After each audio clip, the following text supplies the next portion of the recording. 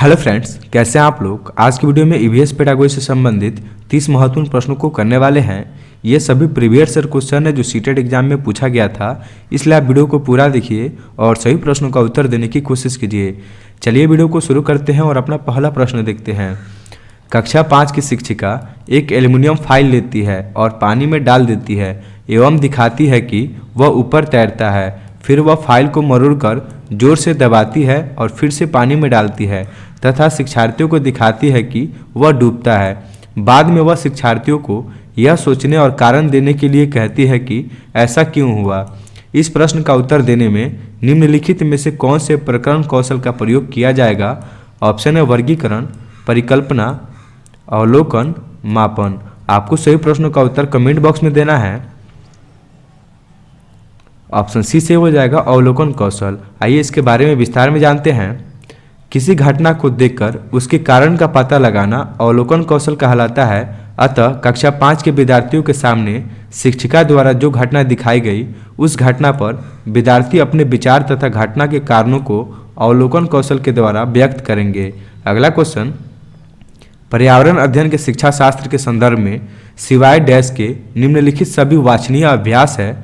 Option A है बच्चे की असीमता व्यक्तित्व का पोषण करने। ऑप्शन बी आलोचनात्मक चिंतन और समस्या समाधान के लिए क्षमता संवर्धन करने। ऑप्शन सी है वास्तविक अवलोकन के स्थान पर पाठ्य पुस्तकीय ज्ञान की श्रेष्ठता को स्वीकार करने। ऑप्शन डी है पाठ्य वस्तुओं और संदर्भों की बहुलता को बढ़ावा देने। ऑप्शन सी से हो जाएगा वास्तविक अवलोकन के स्थान पर पाठ्य पुस्तकीय ज्ञान की श्रेष्ठता को स्वीकार करने। विस्तार में जानते हैं। पर्यावरण अध्ययन के शिक्षा शास्त्र में बालकों को पाठ्य पुस्तकों से संबंधित वास्तविक घटनाओं का ज्ञान कराया जाता है, जिससे छात्रों में आलोचनात्मक चिंतन तथा समस्या समाधान की क्षमता में वृद्धि हो सके तथा बालक पर्यावरण अध्ययन को अन्य विषयों के साथ सहसंबंध स्थापित करने में कठिनाई का सामना न कर सके। अगला क्वेश्चन है, निम्नलिखित में से कौन सा कथन आकलन प्रक्रियाओं के बारे में सबसे कम उपयुक्त है। सबसे कम उपयुक्त पूछा हमसे। ऑप्शन ए है सीखने के संकेत को और उप संकेतकों की सूची बनाना रिपोर्टिंग को अधिक विस्तृत बनाता है। ऑप्शन बी है बच्चे के निजी विवरण और व्यक्तिगत पृष्ठपोषण यानी फीडबैक देना वांछनीय अभ्यास है। ऑप्शन सी है ठीक, अच्छा और बहुत अच्छा जैसे टिप्पणियां बच्चे के सीखने के बारे में एक समझ प्रदान करती है। ऑप्शन डी बच्चों के पोर्टफोलियो में केवल उनके सबसे बेहतर कार्य न होकर सभी तरह के कार्य होने चाहिए। सबसे कम उपयुक्त पूछा था। ऑप्शन बी सही हो जाएगा। बच्चे को निजी विवरण और व्यक्तिगत पृष्ठपोषण यानी फीडबैक देना वांछनीय अभ्यास है। इसको हम विस्तार में समझते हैं। आकलन प्रक्रिया में बच्चों को निजी विवरण और व्यक्तिगत पृष्ठपोषण देना वांछनीय अभ्यास नहीं है, यह स्थैतिक होता है, अतः यह कम उपयुक्त होता है। अगला प्रश्न है, दिए गए प्रश्न को ध्यान से पढ़िए। क्या आपने अपने घर या स्कूल के आसपास जानवर देखे हैं जिनके छोटे बच्चे हैं? अपनी नोटबुक में उनके नाम लिखिए। इस प्रश्न के माध्यम से किस प्रकरण कौशल का आकलन किया गया है? ऑप्शन है परिकल्पना एवं प्रयोग करना, वर्गीकरण एवं चर्चा, न्याय के लिए सरोकार, अवलोकन एवं रिकॉर्डिंग। ऑप्शन डी से हो जाएगा अवलोकन एवं रिकॉर्डिंग। विस्तार में देखते हैं। अलग अलग तथ्यों को देखकर तथा समझकर अपने नोटबुक पर लिखना अवलोकन एवं रिकॉर्डिंग कौशल के अंतर्गत आता है। अवलोकन का तात्पर्य देखना एवं समझना है, जबकि रिकॉर्डिंग कौशल देखे गए तथा समझे गए तथ्यों को सूचीबद्ध करना होता है। अगला प्रश्न है, महेश कक्षा 4 के शिक्षक हैं। वे वृक्ष संरक्षण की अवधारणा पर शिक्षार्थियों को संवेदनशील बनाने के लिए योजना बनाते हैं। निम्नलिखित में से कौन सी एक गतिविधि इस उद्देश्य के लिए सर्वाधिक उपयुक्त है? ऑप्शन ए एक पौधे को अपनाने और उसका पोषण करने के लिए प्रत्येक शिक्षार्थी को अभिप्रेरित करना। ऑप्शन बी वाद विवाद प्रतियोगिता का आयोजन करना। ऑप्शन सी है पोस्टर प्रतियोगिता में हिस्सा लेने के लिए शिक्षार्थियों को प्रोत्साहित करना। ऑप्शन डी है समूह चर्चा के लिए शिक्षार्थियों के समूह बनाना। ऑप्शन ए से हो जाएगा एक पौधे को अपनाने और उसका पोषण करने के लिए प्रत्येक शिक्षार्थी को अभिप्रेरित करना। विस्तार में देखते हैं। वृक्ष संरक्षण की अवधारणा पर शिक्षार्थियों को संवेदनशील बनाने के लिए योजना बनाया जाता है। इस उद्देश्य की पूर्ति के लिए प्रत्येक विद्यार्थी को एक पौधे को अपनाने और उसका पोषण करने के लिए अभिप्रेरित करना सर्वाधिक उपयुक्त होगा। अगला प्रश्न है, प्रयोग करना आकलन का एक संकेतक है।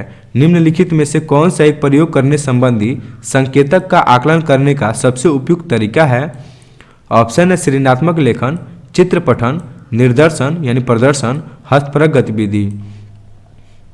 ऑप्शन डी से हो जाएगा हस्तपरक गतिविधि। विस्तार में देखते हैं। हस्तपरक गतिविधि संकेत के आकलन करने का सबसे उपयुक्त तरीका होता है। इसे आसानी से प्रदर्शित किया जा सकता है। अगला प्रश्न है, कांच के जार तथा बोतलों को उनमें अचार भरने से पूर्व सूर्य की धूप में अच्छी तरह सुखाया जाता है, ऐसा क्यों है? ऑप्शन ए उनमें से धूल को हटाने के लिए, ऑप्शन बी है उनके तापमान में वृद्धि करने के लिए, ऑप्शन सी नमी को पूर्णतः हटाने के लिए, ऑप्शन डी है अचार को स्वादिष्ट बनाने के लिए। ऑप्शन सी से हो जाएगा नमी को पूर्णतः हटाने के लिए। विस्तार में देखते हैं। कांच के जार एवं बोतलों को उनमें अचार भरने से पूर्व सूर्य की धूप में अच्छी तरह से सुखाया जाता है ताकि जार में उपस्थित नमी को पूर्णतः हटा दिया जाए, क्योंकि जार में उपस्थित नमी से अचार खराब हो जाएगा तथा खाने योग्य नहीं रह जाएगा। अगला प्रश्न है, रेणु की दादी उसे एक सूखा कुआं दिखाते हुए बताती है कि 15-20 वर्ष पहले कुएं में पानी था, लेकिन अब यह पूर्णतः सूख गया है। कुएं में पानी सूखने का क्या कारण हो सकता है या सकते हैं? पहला कथन है आसपास के इलाके में बहुत सारे बोरिंग पंप लग गए हैं। दूसरा कथन है पेड़ों, कुएं तथा उनके आसपास के स्थान की मिट्टी को अब सीमेंट से ढक दिया गया है। तीसरा कथन है प्रत्येक व्यक्ति के घर में अब नल होने के कारण कोई भी कुएं का प्रयोग नहीं करता है। आपको तीनों कथन में बताना है कुएं सूखने का क्या कारण हो सकता है।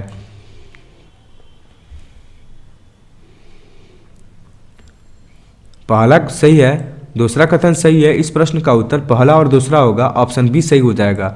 अगला प्रश्न, इसका व्याख्या देख लेते हैं। कुएं का पानी सूखने का कारण विकल्प 2 एवं विकल्प 1 होगा, क्योंकि पेड़ तथा कुएं के आसपास की मिट्टी को सीमेंट से ढक देने पर पानी रिस कर पृथ्वी के नीचे नहीं जा पाएगा, जिससे जल स्रोतों का स्तर नीचे गिरता जाएगा और पानी सूख जाएगा।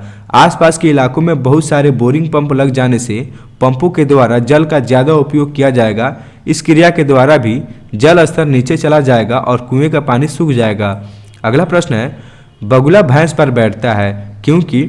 ऑप्शन है बगुला मनोरंजन के लिए भैंस पर बैठता है। बगुला तथा भैंस में सहजीवी का संबंध है। भैंस बगुले को एक स्थान से दूसरे स्थान तक आने जाने में मदद करती है। बगुला भैंस को डराना चाहता है। ऑप्शन बी से हो जाएगा बगुला तथा भैंस में सहजीवी का संबंध है। विस्तार में देखते हैं।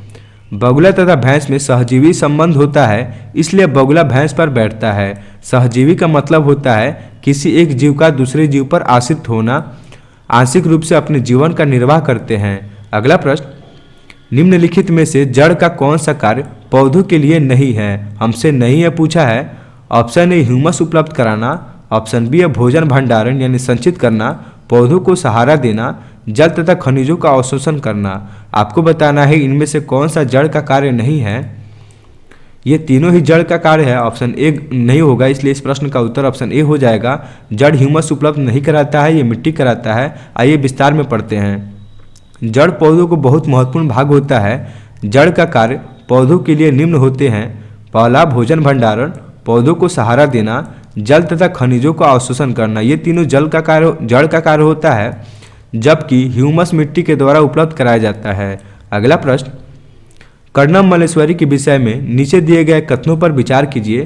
पहला कथन है वह कर्नाटक की है। दूसरा कथन है वह अंतर्राष्ट्रीय ख्याति प्राप्त भारोत्तोलक यानी वेट लिफ्टर है। तीसरा कथन है उसने अपने नाम बहुत से रिकॉर्ड बनाए हैं, वह 130 किलोग्राम तक भार उठा सकती है। चौथा कथन है जब वह 12 वर्ष की थी तभी से वह भार उठाने का अभ्यास करने लगी थी। आपको बताना है कर्णम मल्लेश्वरी के बारे में इन चारों कथन में कौन कौन कथन सही है। पहला कथन सही हो जाएगा और चौथा कथन सही हो जाएगा। दूसरा और तीसरा कथन गलत है। इस प्रश्न का उत्तर ऑप्शन डी हो जाएगा, पहला और चौथा। विस्तार में देखते हैं। कर्णम मल्लेश्वरी भारत की अंतर्राष्ट्रीय ख्याति प्राप्त भारोत्तोलक है। इसका जन्म 1 जून वर्ष 1975 को आंध्र प्रदेश राज्य में हुआ था।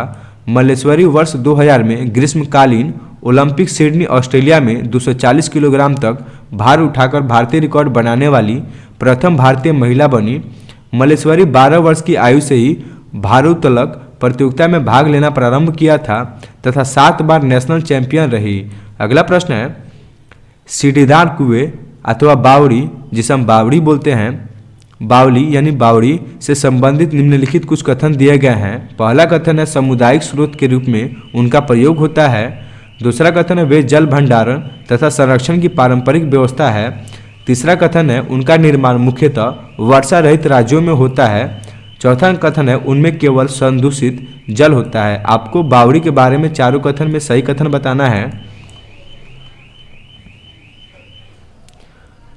पहला कथन सही है, दूसरा कथन सही है और तीसरा कथन सही है। चौथा कथन हमारा गलत हो जाएगा।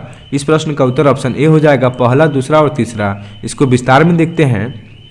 सीढ़ीदार कुएं अथवा बावली मुख्यतः वर्षा रहित क्षेत्र में बनाए जाते हैं, जिसमें वर्षा के दिनों में प्राप्त जल को संरक्षित किया जाता है तथा शेष दिनों में जल की आवश्यकता की पूर्ति की जाती है। इस प्रकार की बावड़ी सामुदायिक योजना के तहत बनाई जाती है, जिसमें पानी का जल तथा सिंचाई के जल की पूर्ति की जाती है। अगला प्रश्न है, वर्ली एक पारंपरिक कला का प्रकार है। वर्ली नामक स्थान किस राज्य में है? ऑप्शन है उड़ीसा, महाराष्ट्र, राजस्थान, बिहार। आपको बताना है वर्ली नामक स्थान किस राज्य में है। ऑप्शन बी से हो जाएगा महाराष्ट्र। डिटेल्स में देखते हैं। वर्ली चित्रकारिता की एक पारंपरिक कला है। यह वर्ली नामक आदिवासी समुदाय की कला है। यह जनजाति महाराष्ट्र में रहते हैं तथा वह स्थान भी वर्ली के नाम से जाना जाता है। यह मुंबई के पास स्थित है। यह जनजाति पश्चिम भारत की सबसे बड़ी जनजाति है। अगला प्रश्न है, तमिलनाडु के निकटवर्ती यानी समीपवर्ती राज्य हैं। ऑप्शन ए केरल, गुजरात और कर्नाटक। ऑप्शन बी है केरल, कर्नाटक और आंध्र प्रदेश। ऑप्शन सी है आंध्र प्रदेश, गोवा और कर्नाटक। ऑप्शन डी हमारा है गोवा, कर्नाटक और केरल। आपको तमिलनाडु के निकटवर्ती राज्य बताना है 3। ऑप्शन बी सही हो जाएगा, केरल, कर्नाटक और आंध्र प्रदेश। डिटेल्स में देखते हैं। तमिलनाडु राज्य की सीमा केरल, कर्नाटक तथा आंध्र प्रदेश राज्य की सीमा से लगा हुआ है तथा तमिलनाडु की सीमा पर पुडुचेरी केंद्र शासित राज्य की सीमा भी लगा है। अगला प्रश्न है, निम्नलिखित में से किसकी सुनने की शक्ति इतनी तीक्ष्ण होती है कि वह वायु से पत्तों के हिलने की ध्वनि और घास पर किसी जानवर के चलने की ध्वनि में अंतर कर सकता है? गिद्ध, बाघ, रेशम का कीड़ा, कुत्ता। प्रश्न है, निम्नलिखित में से किसकी सुनने की शक्ति इतनी तेज होती है कि वह वायु से पत्ते के हिलने की ध्वनि और घास पर किसी जानवर के चलने की ध्वनि में अंतर कर सकता है? ऑप्शन बी सही हो जाएगा, बाघ। इसके बारे में जानते हैं। बाघ में सुनने की क्षमता बहुत तेज होती है। यह वायु से पत्तों के हिलने की ध्वनि और घास पर किसी जानवर के चलने की ध्वनि में अंतर कर लेने वाला ये पक्षी नहीं होगा, जानवर है। श्रवण क्षमता अधिक होने के कारण यह अपना शिकार आसानी से पकड़ लेता है। अगला प्रश्न है, जब कोई व्यक्ति ट्रेन द्वारा अहमदाबाद से केरल की यात्रा करता है, जब वह अनेक सुरंगों को पार करता है, यह सुरंगें पर्वतों में हैं। अरावली, विंध्याचल, पश्चिमी घाट, पूर्वी घाट। ऑप्शन सी से हो जाएगा पश्चिमी घाट। डिटेल्स में देखते हैं। विंध्याचल पर्वत मध्य प्रदेश एवं उत्तर प्रदेश में स्थित है। अरावली पर्वत श्रेणी राजस्थान में स्थित है तथा पूर्वी घाट आंध्र प्रदेश तथा तमिलनाडु का समुद्री तट है। पश्चिमी घाट पर महाराष्ट्र राज्य स्थित है, इसलिए अहमदाबाद से केरल की यात्रा करने पर पश्चिमी घाट के सुरंगों से होते हुए ट्रेन जाएगी।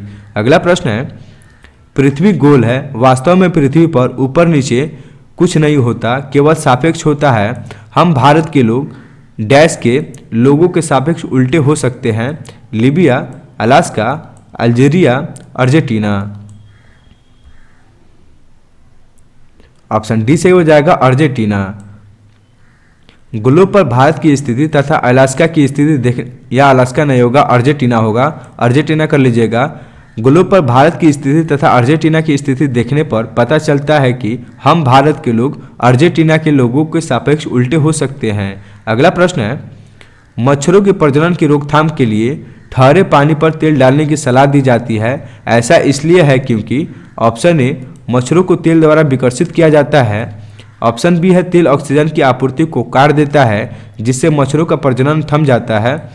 ऑप्शन सी मच्छर तेल द्वारा मर जाते हैं। ऑप्शन डी है मच्छर तेल की परत में फंस जाते हैं। ऑप्शन बी सही हो जाएगा। तेल ऑक्सीजन की आपूर्ति को काट देता है जिससे मच्छरों का प्रजनन थम जाता है। विस्तार में देखते हैं। मच्छरों के प्रजनन की रोकथाम को रोकने के लिए ठहरे हुए पानी पर तेल डालने की सलाह दी जाती है, क्योंकि तेल का पृष्ठ तनाव कम होने के कारण तेल जल के ऊपर फैलकर एक परत बना देता है। इससे जल में ऑक्सीजन की आपूर्ति नहीं हो पाती है और मच्छरों का प्रजनन थम जाता है। अगला प्रश्न पूछा है, निम्नलिखित में से कौन सा कीट मधुमक्खियों की भांति कॉलोनी में एक साथ नहीं रहता है? ऑप्शन डी से हो जाएगा मकड़ी। डिटेल्स में देखते हैं। मकड़ी मधुमक्खियों की भांति कॉलोनी में एक साथ नहीं रहती है, जबकि ततैया, बर्रा, चींटी तथा दीमक सामूहिक रूप से बस्ती में रहते हैं। अगला प्रश्न है, ग्रामीण क्षेत्र के मकानों के ढांचे वहां की जलवायु यानी मौसम की स्थिति से संबंधित होते हैं। एक गांव के मकानों के लक्षण नीचे दिए गए हैं। महान मजबूत बांस के खंभों पर बने होते हैं। अंदर से भी मकान लकड़ी से ही बने होते हैं। मकान जमीन से लगभग 3 मीटर से 3.5 मीटर ऊंचाई पर बने होते हैं। मकानों की छतें ढालू होती है। यदि इस गांव में भारी वर्षा होती है तो यह गांव किस राज्य में होना चाहिए? ऑप्शन है उत्तर प्रदेश, असम, राजस्थान, बिहार। ऑप्शन बी से हो जाएगा असम। देखते हैं विस्तार। असम में भारी वर्षा होती है, अतः वहाँ के गाँव में घर बनाने की विशेष प्रक्रिया होती है। यहाँ के घरों की निम्न विशेषताएं होती है।